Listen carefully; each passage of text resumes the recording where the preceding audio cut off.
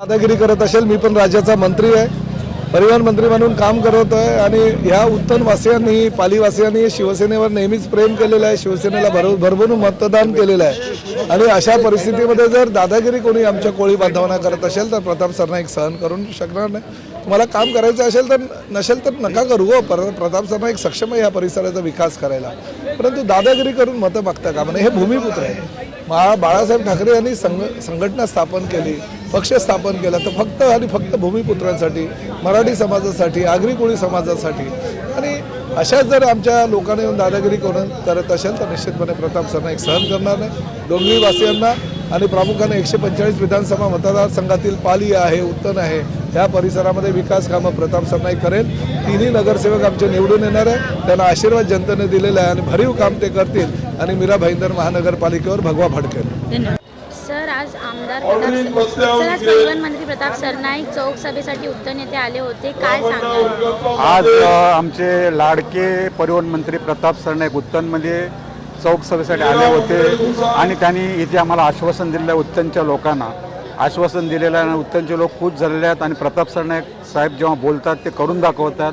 Metro कारसेटचा जागा त्यांनी रद्द केली आणि जे काही बोलतात ते करून दाखवतात। म्हणून जे आज आले आणि लोकांना आश्वासन दिलं तर निश्चितच ते आश्वासन पूर्ण करणार आणि येत्या निवडणुकीमध्ये त्यांच्या जबरदस्त पाठिंब्यामुळे आमचं प्रभाग 24चा जो वार्ड आहे ते तिन्ही नगरसेवक सगळ्या उमेदवारांचा पराभव करून मोठ्या मताधिक्याने निवडून येणार।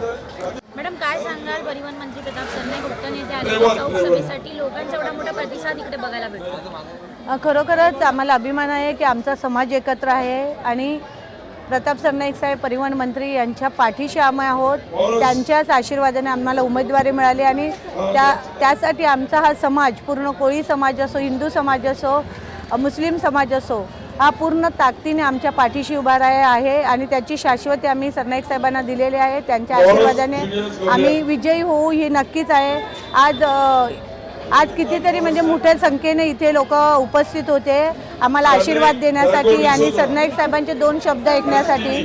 सगळ्या शेवटी म्हणजे 8 वाजल्यापासून सभा होती, परंतु साहेब 9:45 वाजेपर्यंत आले, तरी देखील लोक फक्त त्यांचे शब्द ऐकण्यासाठी इथे उभे होते, कारण त्यांचा प्रत्येक शब्द, त्यांचं प्रत्येक आश्वासन हे शाश्वत असतं आणि ते पूर्ण करतात अशी आम्हाला आशा आहे। लोकांनाही त्याची अपेक्षा आहे आणि तसंच होणार आहे, कारण आमच्या इथे कोणत्याही जातीपातीचं असं राजकारण केलं जात नाही। सर्व समाजाच्या पाठीशी सरनाईक साहेब पाठीशी आहेत आणि अशीच आमचा आशीर्वाद, सरनाईक साहेबांचा आशीर्वाद आम्हाला मिळालेलाच आहे आणि लोकांचा आशीर्वाद 15 तारखेला मतदान पेटीतून दिसूनच येणार आहे आणि विजय हा नक्कीच आहे, याबद्दल काहीही दुमत नाही आहे।